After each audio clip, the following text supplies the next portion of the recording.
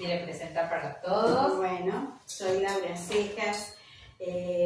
La mayoría de las docentes me conocen, las que somos de Santa Elena, porque estuve trabajando unos años en la escuela, unos cuantos años en la escuela 76, terminé allí con 10 años de vicedirectora, entonces las maestras más grandecitas me conocen bastante.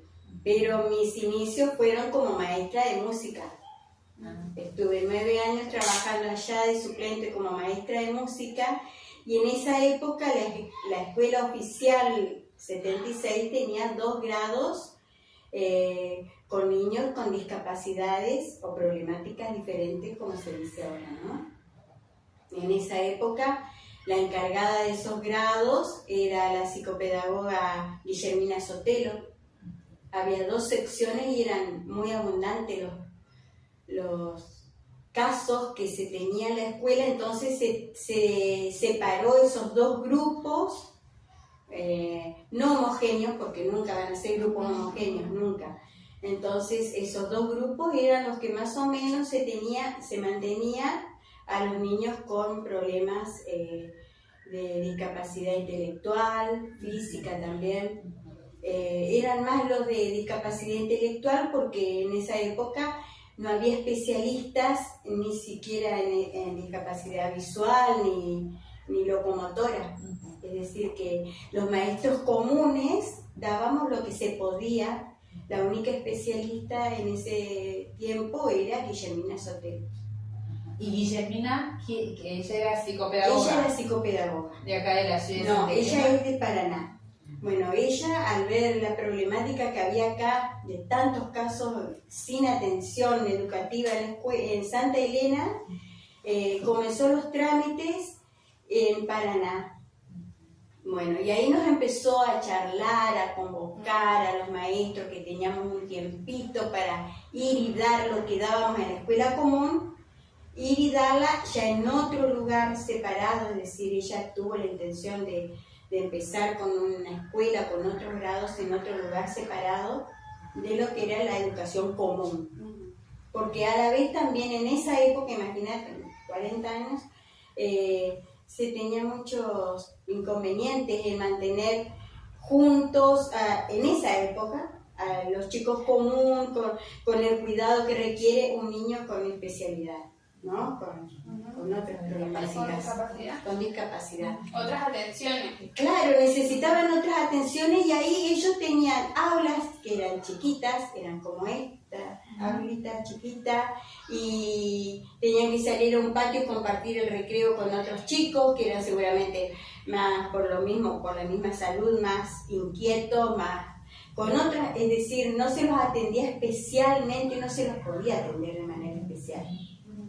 Y bueno, entonces Guillermina empezó los trámites, pero consiguió primeramente un lugar que era allá donde es ahora la biblioteca municipal.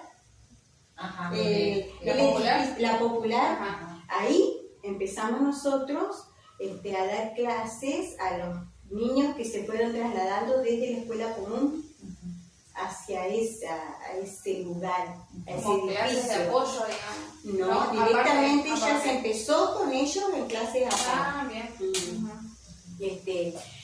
Se los charló primero a los papás, se les dijo que habíamos conseguido un lugar exclusivamente para atenderlos a ellos, solamente a ellos, dedicarnos a ellos, sin nosotros tener noción, es decir, nosotros... ¿Ningún tipo de capacitación? No, yo no era todavía, estaba terminando el magisterio cuando se hizo eso. Porque yo era suplente de música por ser profesora de piano y secundario pedagógico.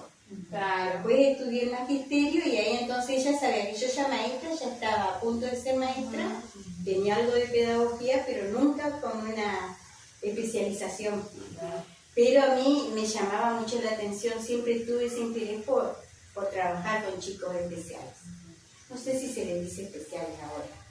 Y con una discapacidad, condición, digamos, más que nada. Claro. Después, ahí es cuando... Ahí ¿En qué años? Eso fue a mediados, creo si no me equivoco, del 82. mediados del 82. Ahí ya nos fuimos, es decir, que la escuela común dejó de tener esos dos grados especiales y Guillermina logró llevarnos aparte a ese edificio. Ahí teníamos 3 o 4 aulitas como esta, también eran chicos, pero ya las agrupaciones eran distintas.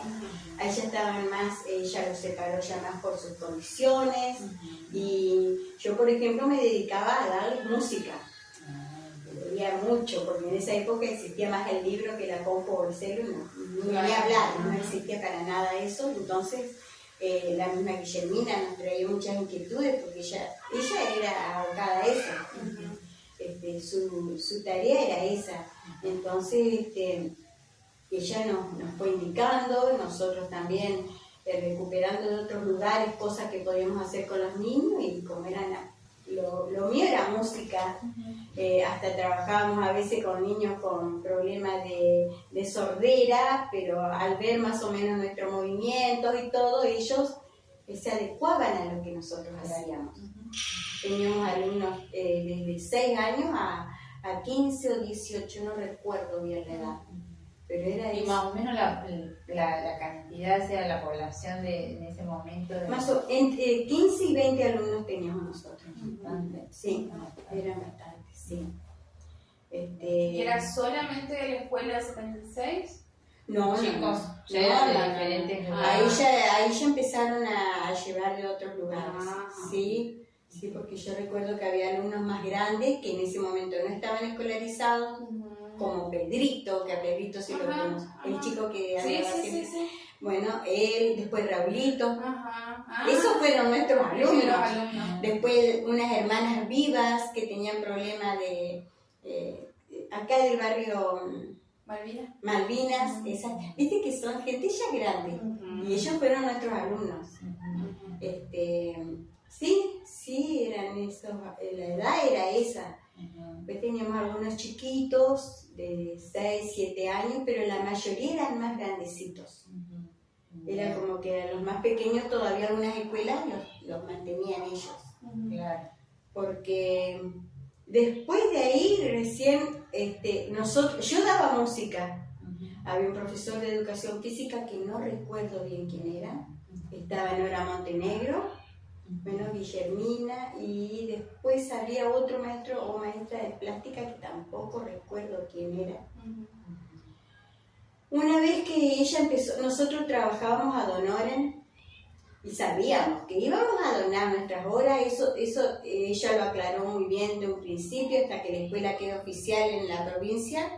Nosotros teníamos la responsabilidad de no exigir nada, nunca se exigió nada, porque lo hacíamos más por gusto, por interés. Bueno, entonces después conseguimos el edificio que ahora es el registro civil. Ahí nos vinimos de vuelta. Ahí ya había más, era una casa muy grande, entonces había más espacio, teníamos ya un salón común más para nosotros. Ahí sí se los podía atender mejor a los chicos. La mayoría de las clases se daban adentro, porque el patio era un patio cerrado. Igual se lo sacaba siempre algunos espacios abiertos, pero...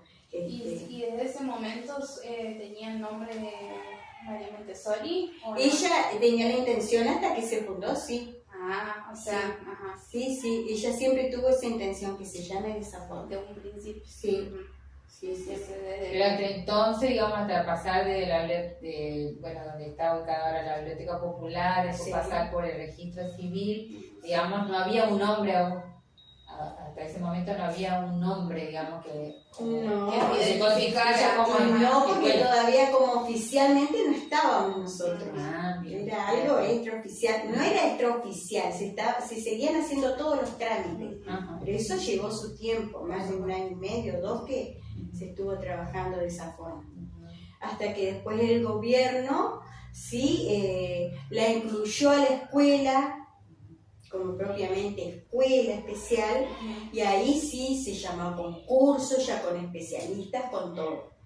Entonces ahí al llamarse a concurso, yo justo quedé embarazada y quedé titular de maestra de grado, ahí se me complicó un poco la vida y yo ahí ya no pude en los horarios que yo, porque como yo daba en un solo turno, el otro lo tenía desocupado y a la tardecita terminaba el magisterio, ahí yo podía hacerlo. Pero ya al quedar embarazada con esposo y todo eso ya no se pude complicaba continuar. un poquito. Esa fue mi actividad, es decir, toda Don Loren hasta que se oficializó, pero ella directamente se entró con profesionales, con más gente profesional. Bien. Y ahí estuvo unos cuantos años más en el edificio que ahora es el registro civil. Ahí estuvo. ¿Cuántos años estuvo más o menos en el registro No civil? recuerdo bien, porque de ahí ya se trasladó para acá.